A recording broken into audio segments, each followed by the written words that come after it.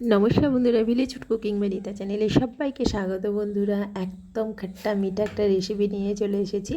তো মশলা আলু চাট বানাবো। তো তার জন্য আলুগুলো ছোট ছোট করে গোল গোল করে কেটে নিয়েছি। তো পোস্তর যেমন আলু ছোট ছোট করে কাটে, তার থেকে একটু বড়। তো আলুগুলো কুচিয়ে আমি লবণ হলুদ দিয়ে সেদ্ধ করে নেব।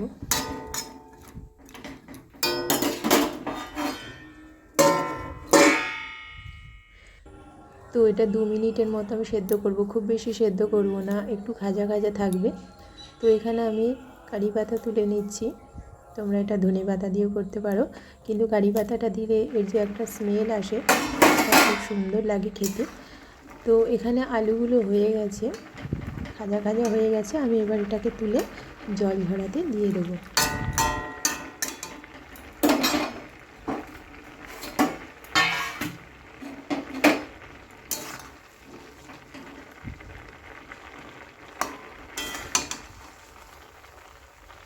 তো আলুগুলোকে আমি তুলে নিচ্ছি।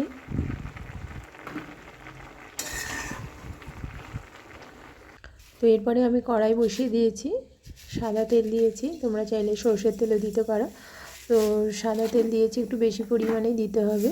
কালো জিরে ফোড়ন দিয়েছি। এরপরে আমি শুকনো লঙ্কা, পেঁয়াজ কুচি দিয়ে দেবো, দিয়ে ভালো করে বেশ লাল লাল করে ভেজে নেব।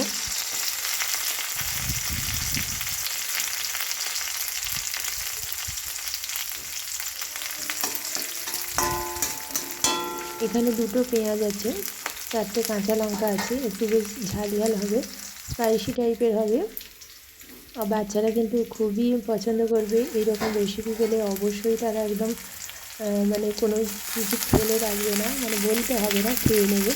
আর এখানে কারি পাতাগুলো দিয়ে দিচ্ছি। এবার এটা রুটি, পরোটা, ভাতের সঙ্গেও ভালো লাগবে, মুড়ির সঙ্গেও ভালো, সব কিছু দিয়েই এটা ভালো লাগবে, এমনিও খেতে ভালো লাগবে। তো এখানে হলুদ গুঁড়ো দিয়েছি, ধনে গুঁড়ো, জিরে গুঁড়ো,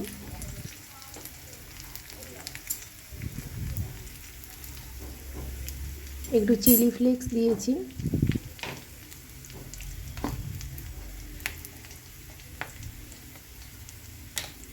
সামান্য পরিমাণে চিনি দেবো, দিয়ে তারপরে আলুগুলো দিয়ে দেবো। জল ঝরানো আলুগুলোকে দিয়ে মশলার সঙ্গে ভালো করে কষিয়ে নেব। তো লবণ দিয়ে আমি সেদ্ধ করেছিলাম, আর একটু সামান্য পরিমাণে লবণ দেবো। এটা একটু বেশ ঝাল ঝাল মিষ্টি মিষ্টি হবে, একদম স্পাইসি হবে।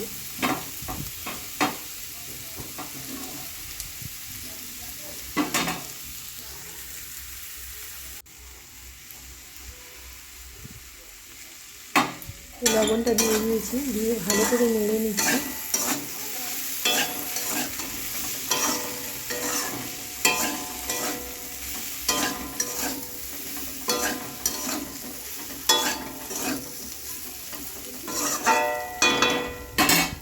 এইরকম রেসিপি কিন্তু বাচ্চাদের খুবই ভালো লাগবে খেতে।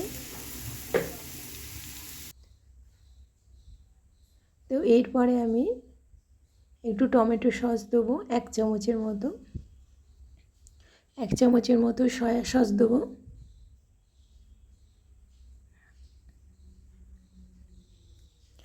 আর 1 চামচের মতো চিলি সস দেবো। দিয়ে ভালো করে নেড়ে নেব।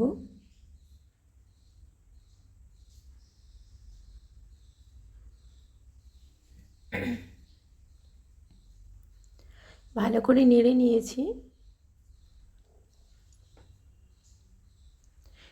চিলি সসটা দিয়ে দিচ্ছি।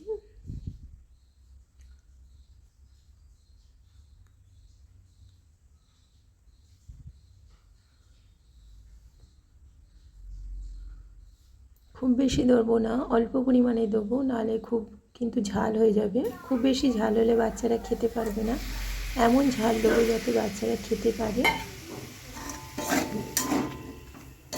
এখানে আমি একদম সামান্য পরিমাণে জল দিয়েছি, যাতে এই গ্রেভিটা আলুর সঙ্গে লেগে থাকে। একদম ড্রাই হয়ে গিয়েছিলো, একটু জল দিয়েছি একদম সামান্য, যাতে মশলাটা আলুর সঙ্গে লেগে যায়। এরপরে কড়াই আমি এটাকে শুকনো করে নেব একটু।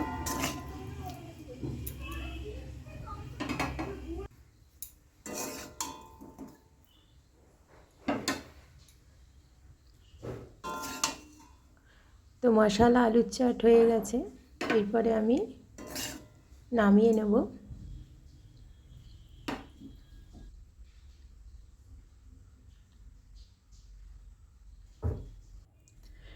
তো মশলা আলুর চাট এবার নামিয়ে নিচ্ছি। এর ওপর আমি ঝুরি ভাজা দিয়ে ডেকোরেশন করে নেব। এটা বাচ্চাদের একদম লোভনীয় রেসিপি, দিলেই কিন্তু অনায়াসে এটা খেয়ে নেবে, তাদের সঙ্গে আর বকতে হবে না। তো বন্ধুরা, আমার এই রেসিপিটা কেমন হয়েছে অবশ্যই আমাকে জানাবে। আমার চ্যানেলটিকে সাবস্ক্রাইব করবে, লাইক করবে। যারা এখনও পর্যন্ত আমার চ্যানেলটিকে সাবস্ক্রাইব করেনি প্লিজ প্লিজ আমার চ্যানেলটিকে সাবস্ক্রাইব করে দেবে। তো আজকের মতো টাটা বন্ধুরা, আবার অন্য দিন অন্য রকম রেসিপি নিয়ে চলে আসবো।